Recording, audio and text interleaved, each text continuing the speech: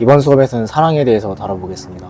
그 중에서 여러분들이 관심 있어 할 만한 유혹의 관점에 대해서 이야기해 보려 합니다. 저번 시간에서 사랑에 빠지기 위한 조건으로 상대방에 대한 무지가 필요하다고 말했었습니다. 그 이유를 오늘 본질적으로 설명해 보겠습니다. 우선 유혹의 관점을 우리가 알아야 하는 이유는 사랑은 여러분들이 생각하시는 것만큼 낭만적인 것이 아니기 때문입니다. 이게 무슨 말인가 하면 사랑이 낭만적으로 보이는 것은 인간의 심리 구조에 대해서 무지하다는 것과 보고 싶지 않다는 두 가지 관점에서 시작됩니다. 즉 다시 말해 인간의 심리 구조를 모르기 때문에 사랑은 낭만적인 것으로 포장한다는 것이죠. 어떤 연인 간의 사랑이든 둘 중에 한 명은 유혹을 하는 입장이었고 한 명은 유혹을 당하는 입장이었을 겁니다. 그러므로 유혹의 기술을 배운다는 것은 사랑을 시작하는 것에서 필수적인 활동이라는 것입니다. 그럼 이번 시간에 배워볼 유혹의 기술을 소개하겠습니다. 그건 바로 신비성입니다. 인간이 무언가에 빠지기 위해선 신비성이 필요합니다. 쉽게 예를 들어보면 사람들이 게임에 쉽게 빠지는 이유는 그 게임을 이제 막 알아가고 시작했기 때문일 것입니다.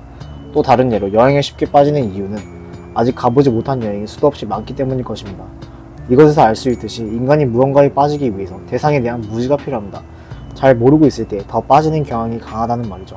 한번 생각해보세요. 게임을 우리가 다 통달하고 있다면 과연 게임에 대해서 흥미를 느낄까요?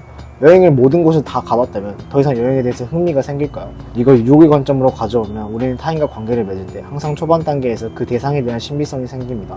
왜냐하면 그 사람을 아직 잘 모르기 때문에 신비성이 느껴지는 것이죠. 하지만 조그만 시간이 지나면 신비성은 금방 사그라듭니다. 그 사람도 결국 같은 인간이었다는 것을 알게 되죠. 여기서 포인트는 어떠한 대상을 유혹하고 싶다면 초반에 유혹을 시도해야 한다는 것을 우리가 알 수 있습니다. 나중에 친해져서 신비성이 다 사라지고 나면 유혹을 하기가 힘들기 때문이죠. 그런데 많은 사람들이 친구로 일단 접근을 해서 나중에 유혹을 하려고 하는데 이건 애초에 인간의 심리 구조에 대해서 무지하기 때문에 이러한 생각을 하는 것입니다. 여러분들이 어떤 사람을 유혹하고 싶다면 언제나 초반 단계가 유리하다는 것을 명심하세요. 왜냐하면 그때는 아직 타인 여러분들에 대해서 신비성을 가지고 여러분들이 인식하고 있을 것이기 때문이죠. 여러분들의 이해를 돕기 위해서 연애 프로그램을 예시로 설명드리겠습니다. 요즘 연애 프로그램이 굉장히 핫하죠. 저도 예전부터 즐겨봤던 사람이었는데 저는 연애 프로그램을 보면서 항상 마지막에 짝이 되지 못하는 사람들의 공통점을 느꼈었습니다. 그 공통점은 바로 너무 빨리 자신의 마음을 상대방에 확신하는 모습을 보이는 사람이 항상 마지막에 짝이 되지 않는 것이었습니다. 그 이유가 뭘까 생각해 보았는데 이것 또한 상대방에게 신비성을 유지하지 못하는 태도이기 때문인 것 같습니다.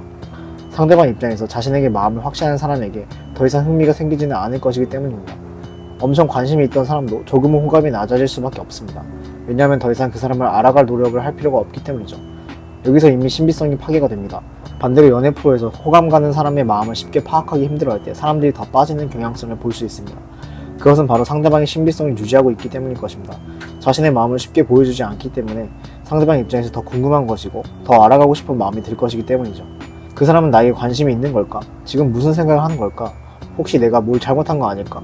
이런 식으로 호기심이 생긴다는 것입니다. 여러분들이 드라마를 봐도 그럴 거예요. 끝까지 결말을 보여주지 않는 드라마가 16화까지 시청률이 높을 것이고 이미 10화부터 결말이 드러난다면 사람들은 더 이상 그 드라마에 흥미를 느끼지 못할 것입니다. 애니메이션이나 영화 같은 것도 마찬가지겠죠. 오늘은 사랑하기 위한 필수적인 활동인 유혹의 관점에 대해서 이야기해 보았습니다. 그 중에서 신비성에 대해서 알아보았고 우리가 누군가를 유혹하기 위해서 초반 단계의 신비성을 이용하는 것이 유리하다는 것을 이번 수업에서 이야기했습니다. 아직 유혹의 관점에 대해서 할 이야기는 넘쳐납니다. 사랑에 대해서 이야기할 때마다 하나씩 여러분들에게 풀어드리겠습니다. 저는 다음 수업 때 뵙겠습니다.